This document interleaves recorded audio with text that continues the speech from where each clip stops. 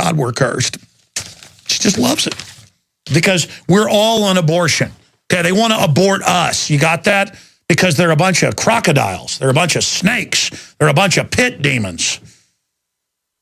Man, Gloria Steinem is a sack of demonic filth that just loves death. And they love that power. They're attracted to the fact that we're in charge and we're going to get you. We're going to have your 12-year-old when she gets pregnant. We're going to take him to Planned Parenthood without you knowing, and we're going to abort that baby. And we're going to shoot you up with vaccines and sterilize you. And we're going to do it because we're liberal. We're liberal. John in Utah, you're on the air. Welcome. Then I'm going to go to Mike. You're on the air, John. I'll go about my ebook on showing why the income tax is and must be voluntary. And it's the key and the silver bullet to getting rid of the income tax. But not only that, since the Obamacare decision by Judge Roberts points out that the mandatory part of the tax is really just an addition to the income tax, it is the key, once people understand that, to negating that, the Obamacare. But, you know, to understand this, and the reason we don't understand why the income tax is voluntary is because we don't understand that our tax law has to correspond to that was in England at the time of the Fifth Amendment was ratified in 1791 in order to meet due process. And it does. And what it corresponds to is the 1040 is a voluntary contract. Yeah, no, it's all a total fraud to the private Federal Reserve. It's all a total scam. The problem is it doesn't matter if it's not legal and lawful. This is a lawless crime syndicate of hopped-up control freak scum.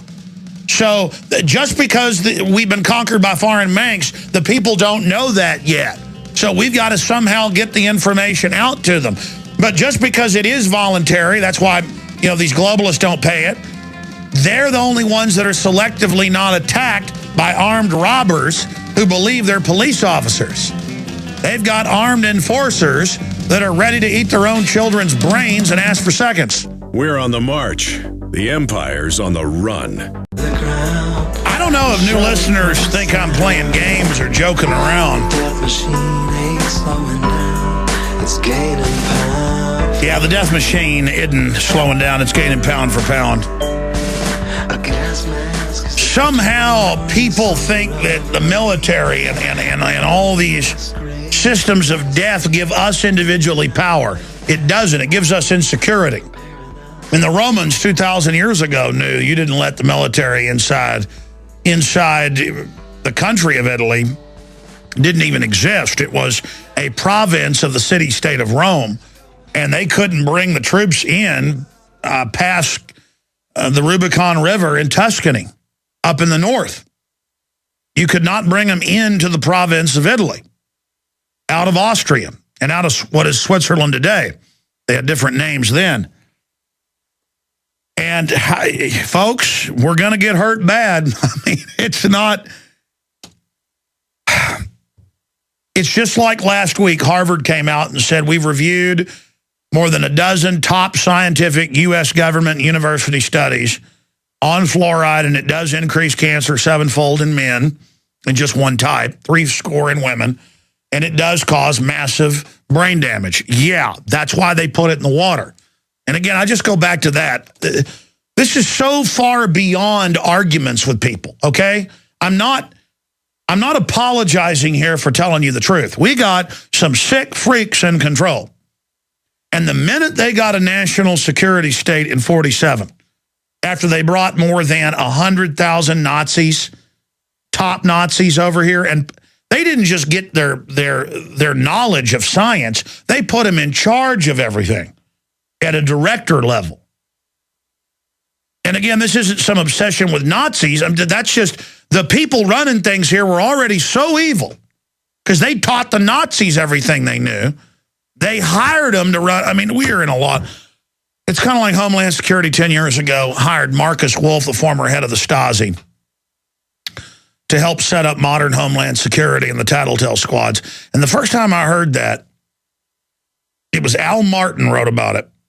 And he's a good writer, so I thought, well, I better look into that. And I went and found what he was talking about in the legislation where they were paying that guy $1 million a year, like $1.2 million or something. But when I read it, when I confirmed it, I was like, it's just, that was 10 years ago. I hired the former head of the Stasi, but look what they're building. They're building an East German model. I mean, they're not doing this because they want to play tiddlywinks. And so many people I know are like, oh, Obama's horrible, he's a communist and all this stuff. Yeah, he's a communist at a certain level, but he's a globalist. And everybody wants to blame Obama, which fine, blame Obama. Obama's horrible. In fact, there's a story up at the Drudge Report where Jay Carney has come out and attacked Drudge and said, consider the source on Drudge saying Petraeus is being considered.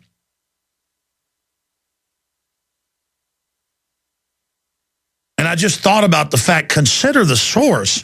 Yeah, consider the source with you. Drudge is the one that exposed the whole Monica Lewinsky thing and so many other things that Bill Clinton said wasn't true. Consider the source here. People that ship guns into Mexico, that give billions of dollars to different energy companies to never build anything.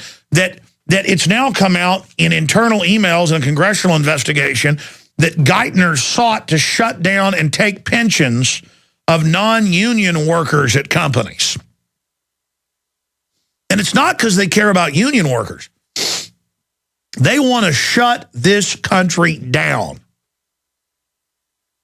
Geithner Treasury drove cutoff of non-union Delphi workers' pensions. And these people had worked there 20 years, man, they just took their pension funds. I mean, these are criminals. And they want your guns because they know you're going to get so mad with what they're planning to do soon that you're going to get angry. They know they're going to make you so desperate that you're going to go after them, and they don't want you armed to be able to defend yourself. And so they're training all these poor people who have no future to join the military and the police to have a big war with us, and they don't care that the police and military are going to get shot up in this fight. Let me tell you something, though. The Pentagon, with all its drones, they had, 3,000 of them deployed over Iraq alone at the height of that. The Air Force alone has 20,000 plus drones they admit to having. 12,000 of the Predator. They couldn't even hold Baghdad. Let me give everybody a news flash here. And let me tell the New World Order and the FBI and all of you something. Just because you go out and create fake militia groups and mix them in with white supremacists to demonize militias, and just because you do these mass shootings and all this other stuff you stage, you have not met the American people yet, okay? And if you think we're going to wait in our houses once you start this criminal takeover for you to send a drone by to burn us out, this isn't going to be like Waco. Now, I want to stop this. And I know a lot of people in government want to stop it as well. But I need the American people to get angry and say no to this corrupt system. And I see it's being played like a fiddle, the abject hatred of Obama, and then the point of, well, let's just get Mitt Romney in there and he'll save us. Mitt Romney won't even fight back against Obama on the subject of Fast and Furious.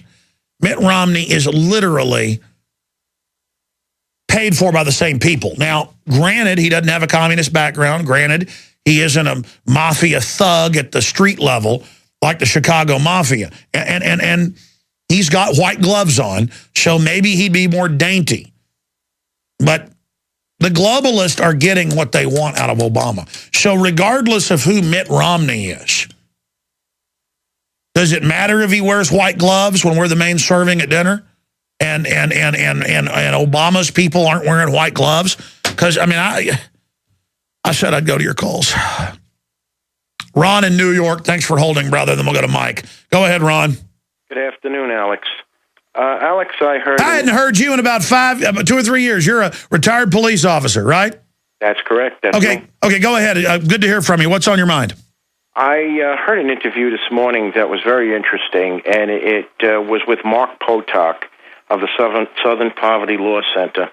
And I listened very carefully to what he said, and I reflected very heavily on every word that he said. And I don't know that most people would listen to an interview in that way, but I did. He was talking to Amy Goodman, and he was making a statement that Here we have the Southern Poverty Law Center, and I say we have this organization which is unaccountable. It's not elected by anybody. It's non-governmental. It is non-transparent, and it is self-appointed.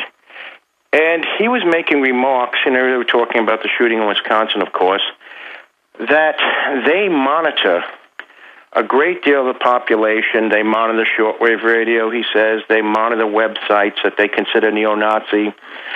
And it turns out they even monitor, though he didn't say this directly, but he says when people go to these websites, they find out who they are. Then he said that, well, there was a disturbing pattern in the 1990s of people he described as neo-Nazis joining the military. That he and his organization went to the United States military and then told them who they believed these people that were neo-Nazis were, and that the military should not allow them to join the army. No. They always operate as if, just like the George Soros groups, Think Progress and Media Matters, as if they're God. I mean, if they say you should, jump out a window, you should, because they're little chicken neck control freaks who ran Elohim City. And there they are. They sit up there like they're God. I mean, I was already aware of his statements in the past to that effect.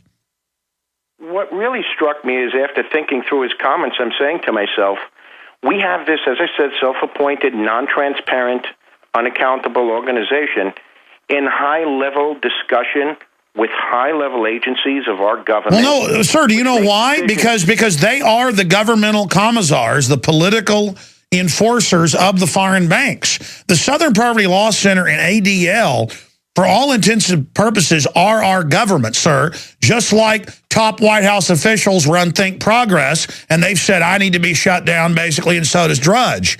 No, I mean, they are the government. They are the occupiers.